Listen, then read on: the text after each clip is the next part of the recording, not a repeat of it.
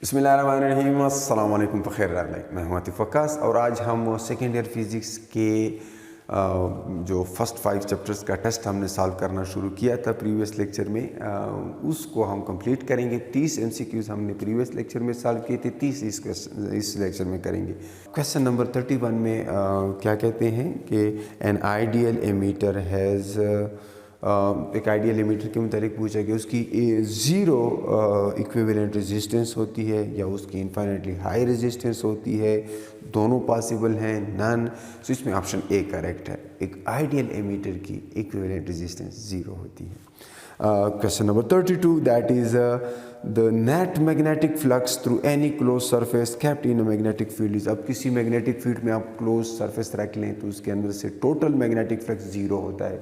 Reason ये है कि जितनी मैग्नेटिक फील्ड लाइन्स उसमें इंटर होंगी क्लोज सरफेस में उतनी ही उसको लीव करेंगी, तो total magnetic flux would be zero. So option A is correct. 32 में option A. Then question number 33 the SI unit of magnetic flux is weber which is equal to. अब हम जानते हैं weber is SI unit of magnetic flux and options अगर आप देखें तो options में उसको न्यूटन्स के साथ रिलेट किया गया, क्योंकि सब सारे ऑप्शंस में न्यूटन है, तो हमने मैग्नेटिक फ्लक्स को फोर्स के साथ रिलेट करना है। अब मैग्नेटिक फ्लक्स का फार्मूला क्या है? That is BA। ठीक है, अब cos थीटा लिखने की ज़रूरत नहीं है because that is a ratio. हम यूनिट्स की बात कर रहे हैं, उसकी कोई यूनिट्स नहीं होती। फ्लक्स का यूनिट है वेबर, मानते हैं। B टेस्ला है और A जो है मीटर स्क्वायर में है, लेकिन चूँकि ऑप्शंस में न्यूटन है तो हम मैग्नेटिक फील्ड को in terms of force represent करते हैं। और आप जानते हैं कि F is equal to ILB। सो B क्या हो जाएगा? IL को फोर्स के नीचे डिवाइड हो जाएंगे दोनों। सो इस तरीके से हम B यानी टेस्ला को F यानी न्यूटन पर एम्पियर मीटर में एक्सप्रेस कर सकते हैं। सो फोर्स के लिए न्यूटन है 1 न्यूटन, करंट के लिए एम्पियर है और लेंथ के लिए मीटर्स, और साथ में एरिया मौजूद है तो उसके लिए भी मीटर स्क्वायर लिख लेते हैं। इसको फर्दर सिंप्लीफाई कर लेते हैं तो हमें क्या मिलता है? 1 newton metre per ampere. So 1 weber is 1 newton metre per ampere. So option A is correct. यहाँ पर शायद जो है टाइपिंग मिस्टेक हुई है, तो 2 ऑप्शंस करेक्ट आ रहे हैं। Then question number 34 what will be the magnitude of magnetic field at a point 1 meter away from wire carrying a current of 1 ampere? given data क्या है? सबसे पहला काम आप क्या करेंगे? क्वेश्चन में से, प्रॉब्लम में से गिवन डेटा कलेक्ट किया करें, क्योंकि ज़ाहिर MCQs के लिए टाइम कम होता है, तो इस तरह का न्यूमेरिकल प्रॉब्लम आ जाए तो उसको जल्दी से जल्दी सॉल्व किया करें। सो करंट गिवन है 1 एम्पियर, ठीक है, और डिस्टेंस दिया गया है 1 मीटर। मैग्नेटिक फील्ड की स्ट्रेंथ फाइंड करनी है, ठीक है। सो आपने बायोट सावर्ट या एम्पियर्स लॉ इस्तेमाल करके इसको सॉल्व करना है। फार्मूला हमारे पास क्या होगा? B is equal to mu not I divided by 2 pi R। Values put कर लें, वैल्यूज़ इसमें हम सब्सिट्यूट कर लेंगे। Mu not is 4 pi into 10 raised to power -7। I is 1 ampere, 2 pi already there, R is 1 meter. So if you solve, you get 2 into 10 raised to the power -7, and then B is in Tesla, so ignore these units. Tesla. So 2 into 10 raised to the power -7 Tesla. So अगर options देखें तो ये option A है। Option A is correct in question number 34, option A. And then in question number 35, question number 35 है that N जो है given is 100, area वो कहता है कि 200 centimetre squares, and current given है दैट इज 2 एम्पियर्स। मैग्नेटिक फील्ड की स्ट्रेंथ जो है दैट इज 2 टेस्ला। तो टार्क मांगा है, टार्क का फार्मूला आप जानते हैं, मैक्सिमम टार्क है। सो NIBA, N is 100, just substitute the values. Remember यहाँ पर एरिया सेंटीमीटर स्क्वायर्स में है और टार्क जो है वो SI यूनिट्स पे न्यूटन मीटर्स में ऑप्शंस गिवन है, तो इसलिए आपने इसको पहले मीटर स्क्वायर्स में कन्वर्ट करना है। और उसके लिए करना क्या है, आपने 200 मल्टीप्लाइड विद सेंटीमीटर की जगह 10⁻⁻² मीटर लिख लें। स्क्वायर मीटर के ऊपर सिर्फ नहीं है, वो सेंटीमीटर के ऊपर स्क्वायर है, इसलिए सेंटी के ऊपर भी आएगा। And we get 200 multiplied with 10⁻⁻⁴ metre square. And if you substitute these values now in this expression, you get 8 Newton meters. You just substitute the values and check it. So in question number 35, option A is correct. And then in question number 36, to convert a galvanometer into a voltmeter. अगर आप किसी galvanometer को voltmeter में convert करना चाहते हैं तो इसके लिए आप क्या करेंगे, इसमें एक हाई रेजिस्टेंस सीरीज में लगाएंगे गैल्वानोमीटर के साथ। सो वो गैल्वानोमीटर एक वोल्टमीटर में कन्वर्ट हो जाएगा। So option C is correct. Then question number 37, the shunt resistance for an ammeter is, ये आपकी टेक्स्ट बुक से लिया गया है, वेरी सिंपल। इसमें ऑप्शन B करेक्ट है। RS is equal to RG/IG divide by I-IG। 37 में B correct. Shunt resistance is equal to RG/IG divide by I-IG। सो ये शंट रेजिस्टेंस का फार्मूला है। And then in question number 38 वो कहते हैं, if we increase the number of turns in an inductor the induced EMF increase होगी decrease होगी, इसको कोई फ़र्क नहीं पड़ेगा। So induced EMF Faraday law के मुताबिक न सिर्फ rate of change of flux पे डिपेंड करती है बल्कि also it depends upon the number of turns. अगर कायल है किसी एक लूप की बजाय नंबर ऑफ लूप्स हैं तो ऑब्वियसली EMF ज़्यादा इंड्यूस्ड होगी। So option B is correct, increases. And then in question number 39, the induced current in the loop be increased by, किसी लूप के अंदर आप इंड्यूस्ड करंट बढ़ाना चाहते हैं तो आप क्या क्या कर सकते हैं। एक तो using strong magnetic field, moving the loop faster, replacing the loop by a coil.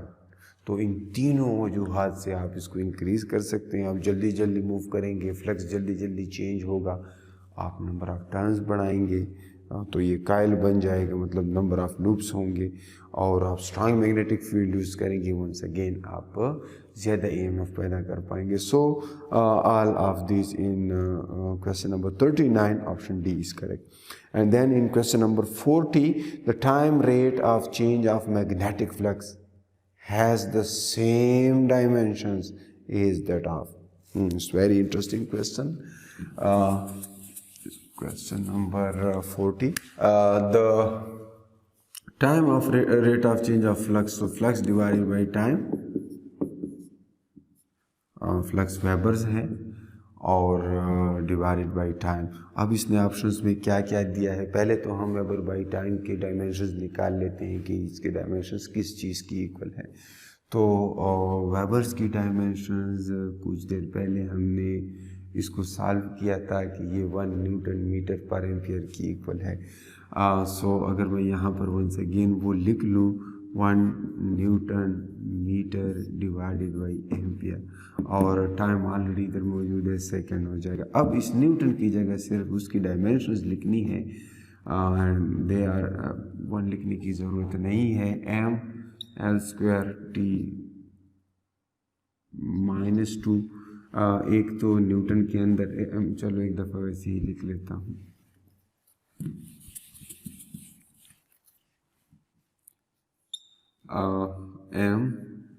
m/L/T-2 force की डायमेंशंस न्यूटन के लिए, मीटर के लिए लेंथ है, एम्पियर के लिए सेकेंड करंट है एम्पियर, और सेकेंड टाइम है। सो इसको रीअरेंज कर लें, यू गेट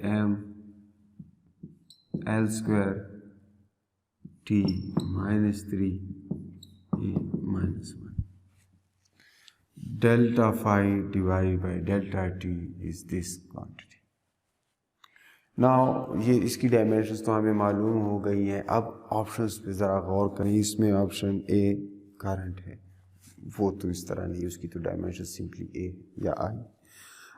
दूसरा है रेजिस्टेंस. अब रेजिस्टेंस को चेक कर लेते हैं. ओहम ला आसान फार्मूला है, वहाँ से चेक कर लेते हैं. V is equal to I R. अब रेजिस्टेंस जो है that is equal to V divided by I. V क्या है? It is work done per unit charge. W divided by Q, current उसके साथ है. Q क्या है? ये डिराइव्ड क्वांटिटी है. सो ये किस चीज़ की इक्वल है? चार्ज और टाइम का प्रोडक्ट है. सो आई टी, और एक आई ऑलरेडी मौजूद था जी. अब देखें, अब इनकी डायमेंशंस आप पुट कर लें. वर्क की dimensions m l square t minus 2, ठीक है. नीचे एम्पियर्स है, 2 है, स्क्वायर है और t है. अब इसको रीअरेंज कर लें, देखें क्या मिलता है. m l square t minus 3, ये t भी ऊपर चला जाएगा, ठीक है. लेकिन a माइनस 2 है यहाँ पर, चूँकि डिनोमिनेटर में एम्पियर का स्क्वायर है, वहाँ पर सिर्फ एम्पियर था. So this is not these are not the dimensions of resistance. Now what's the next is potential is V, and V की डायमेंशंस हम चेक कर लेते हैं जल्दी. V is work done per unit charge, जैसे यहाँ भी किया है. V is work done per unit charge के लिए IT, और इसके लिए m l square t minus 2. नीचे Q है, Q की डायमेंशन जो है AT या IT, ठीक. इसको रीअरेंज कर लें तो यहाँ से हमें क्या मिल सकता है? रिक्वायर्ड रिजल्ट मिल सकता है ये, and that is m l square t minus 3 a minus 1. So option C is the correct option. And then वो कहते हैं पेल्टियर्स इफेक्ट इज कन्वर्स ऑफ. तो पेल्टियर्स इफेक्ट क्या है? इसमें ऑप्शंस में देखें, जाउस इफेक्ट, थॉमसन्स इफेक्ट, सीबेक्स इफेक्ट, नट. पेल्टियर्स इफेक्ट ये है कि ईएमएफ के ज़रिए किसी थर्मोकपल के दो जंक्शंस के अक्रॉस टेम्परेचर ग्रेडियंट पैदा किया जाता है. So it's converse of Seebeck effect. Seebeck effect में ये होता है कि टेम्परेचर ग्रेडियंट की वजह से ईएमएफ इंड्यूस होता है, जबकि पेल्टियर्स इफेक्ट में ईएमएफ की वजह से टेम्परेचर ग्रेडियंट पैदा हो जाता है. So they are converse of each other. So here option C is correct, Seebeck effect. And then in question number 42, joules per ampere is unit of. Once again यहाँ पे हमें डायमेंशंस निकालने होंगे. सो joule per ampere किस चीज़ की equal है? आप magnetic induction check करें. पहले तो जाउल पर एम्पियर की dimensions check. Joule per ampere.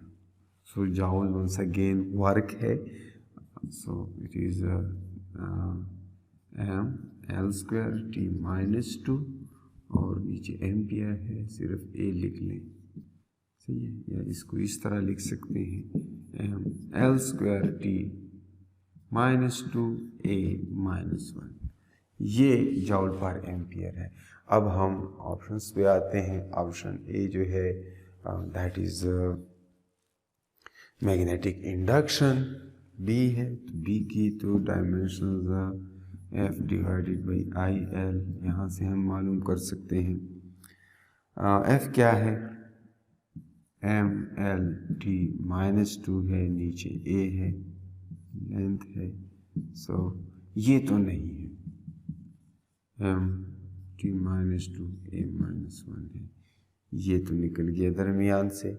Next check करते हैं magnetic flux density. Well, magnetic flux magnetic flux density. So magnetic flux density is once again the magnetic induction, so same units वो भी नहीं है. And then there is magnetic flux. So magnetic flux को देख लेते हैं. Magnetic flux is BA, यानी इसके अंदर एरिया की डायमेंशंस मल्टीप्लाई कर लें L स्क्वायर और आपको ये मिल जाएगा. So option C is correct. It is magnetic flux. तो ये जो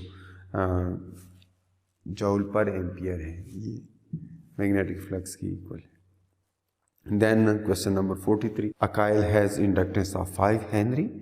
अगर करंट इसके अंदर change at the rate of 5 ampere per second, the induced EMF will be. Given data आपने कलेक्ट कर लेना है. That is 43. एंड गिवन है 5 henry. Rate of change of current जो है that 5 ampere per second. And क्या मांगा है? इंड्यूस ईएमएफ मांगा है. सो इंड्यूस ईएमएफ का फार्मूला क्या है? L delta I by delta T. Is very simple.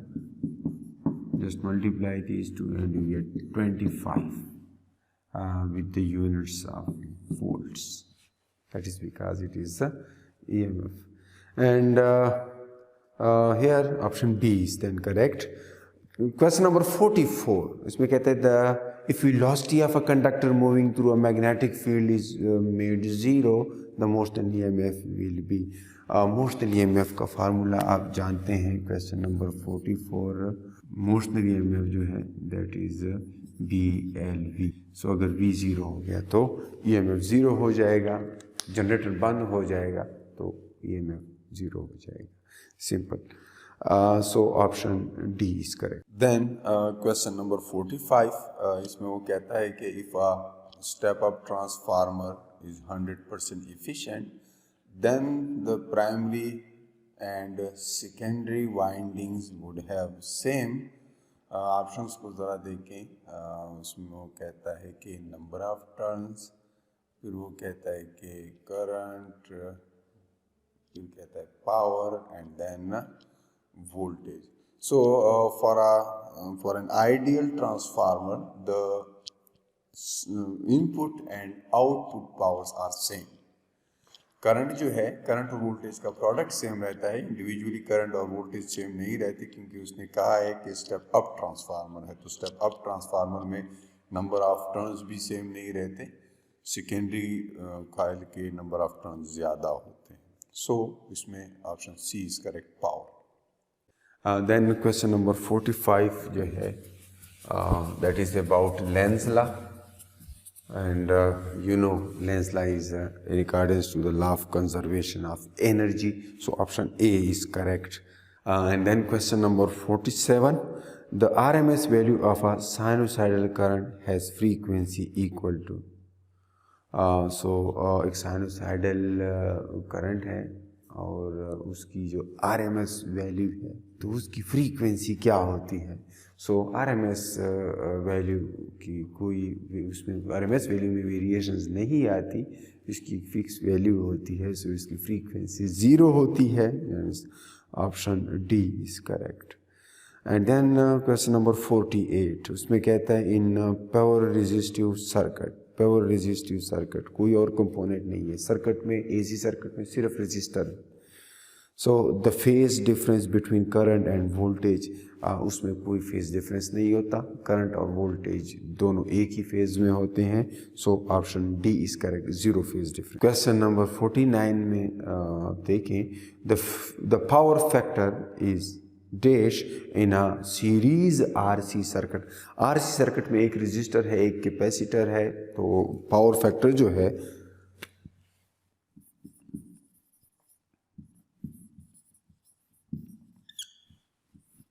Power factor is equal to cos of phi.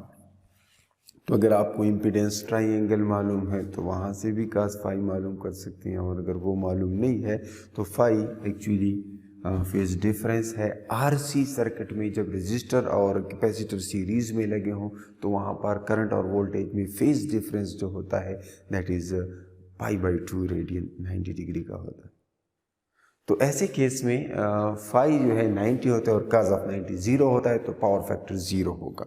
इसलिए ऑप्शन ए करेक्ट है 49 में। क्वेश्चन नंबर 50 में capacitive reactance of a capacitor connected to an AC source, उसमें क्या आता है, dash with the increase in the frequency of the AC. Capacitive reactance का जो मैथमेटिकल रिलेशनशिप है फ्रीक्वेंसी के साथ, वो आप यूँ लिख सकते हैं। क्वेश्चन नंबर 50 है capacitive reactance is inversely related to the frequency, and if I write it this way, omega is 2 pi F सी।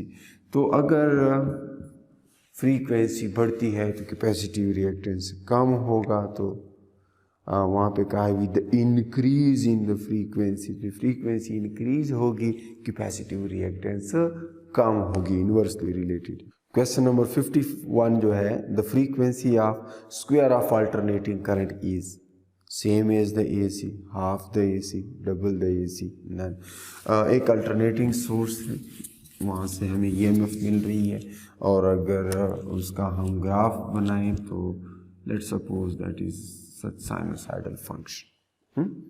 और अब मैं चाहता हूँ कि इसका स्क्वायर लूँ, तो अगर साइन का स्क्वायर लिया जाए, ये अल्टरनेटिंग करंट है, और मैं इसका स्क्वायर लूँ, क्वेश्चन नंबर 51, तो स्क्वायर लेने का मतलब ये है कि इसके नेगेटिव की भी पॉजिटिव कर दें। तो अगर आप इसके नेगेटिव को भी पॉजिटिव कर देंगे तो ये दो पॉजिटिव पीक होंगे इस तरह। तो उसी टाइम में कि जिसमें साइनोसाइडल करंट एक कंप्लीट साइकिल कवर करता है, इसके दो ऑसिलेशंस हो जाएंगे, क्योंकि ये ज़ीरो स्क्वायर जो है ये 0 और 1 के दरमियान ऑसिलेट करेगा, या 0 एंड मैक्सिमम वैल्यू के दरमियान, जबकि पहले जो था वो माइनस और प्लस मैक्सिमम के दरमियान ऑसिलेट कर रहा था। तो पहले जो है उसकी फ्रीक्वेंसी कम थी, उसका टाइम पीरियड ज़्यादा था। अब उसकी फ्रीक्वेंसी जो है ज़्यादा हो गई है, यानी ये 2 साइकिल है उसी एक टाइम पीरियड के अंदर। सो इसलिए स्क्वायर लेने से फ्रीक्वेंसी डबल हो जाती है। और ये आप ऑलरेडी पावर जब आप कैलकुलेट करते हैं पावर की, फॉर एग्जांपल आप चेक कर सकते हैं पावर रेजिस्टिव सर्किट का पावर का जो ग्राफ है उसकी फ्रीक्वेंसी ज़रा चेक कर लें, सी कि उसकी फ्रीक्वेंसी करंट और वोल्टेज की डबल होती है। And then question number 52, the phenomena of magnetism can be converted to electricity and this leads us to construction of generator।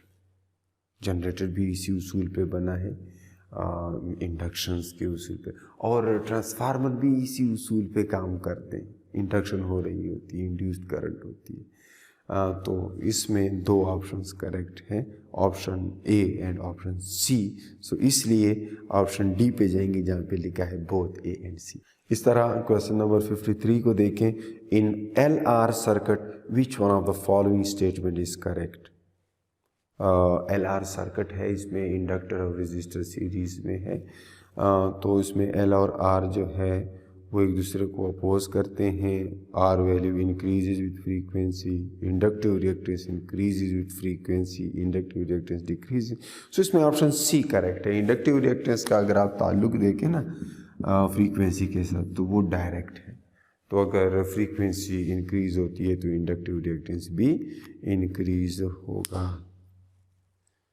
And then question number 54, the current that can arise due to the rate of change of electric flux is known as displacement. उसको displacement current कहते हैं, जो change in electric field की वजह से जो develop हो जाता है।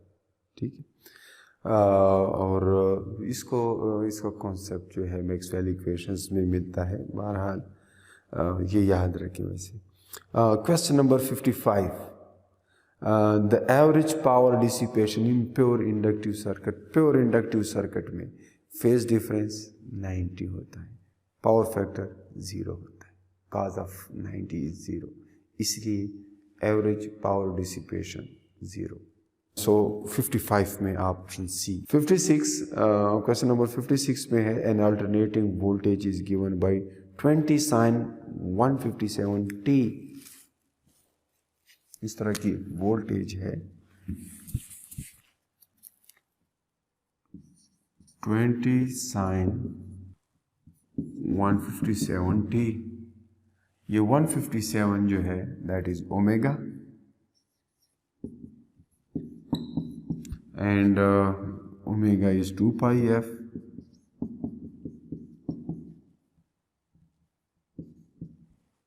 टू पाई उधर ले जाएं,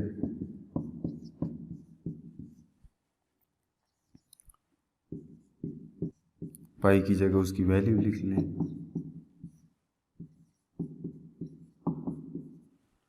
इसको सॉल्व करें and you get 25। So the frequency is 25 hertz।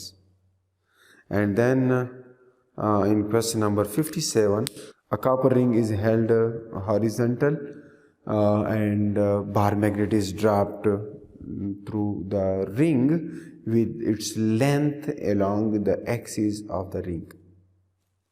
The acceleration of the falling magnet is. Obviously, अगर हम किसी रिंग के अंदर कोई मैग्नेट फॉल करेंगे तो वहाँ पर इंडक्शन होगी।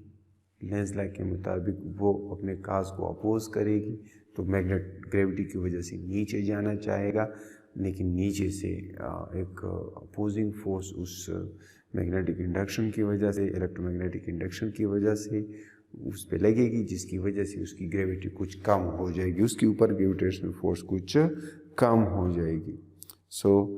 इसलिए वो निस्बतन कम एक्सेलरेशन के साथ नीचे गिरेगा।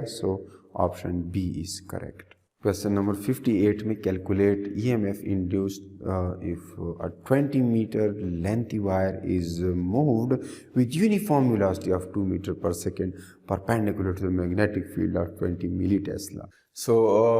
VLB का फार्मूला यूज़ करना है जो मोस्टल EMF के लिए हमने निकाला था। EMF is equal to LBV और लेंथ जो है 20 metre, B is 20 millitesla into 10 raised to the minus 3 Tesla and V is 2 meter per second. So once again, if you solve this, you get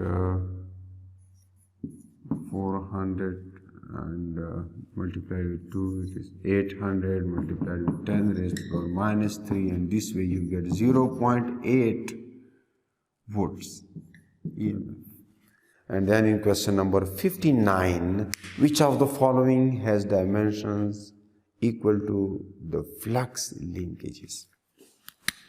So 59 में magnetic flux की dimensions जो हैं वो already हम निकाल चुके हैं, लेकिन वो निकालने की कोई ज़रूरत नहीं है। अगर आप इस ऑप्शंस पे गौर करें तो यहाँ पर क्या है, इंडक्शन की, चूँकि हम कई फार्मूले जानते हैं, एक तो हमारे पास ये होता है रीअरेंज करने के बाद एम्पियर्स लॉ को हम इस तरह लिख सकते हैं, फिर इसी तरह भी हम लिख सकते हैं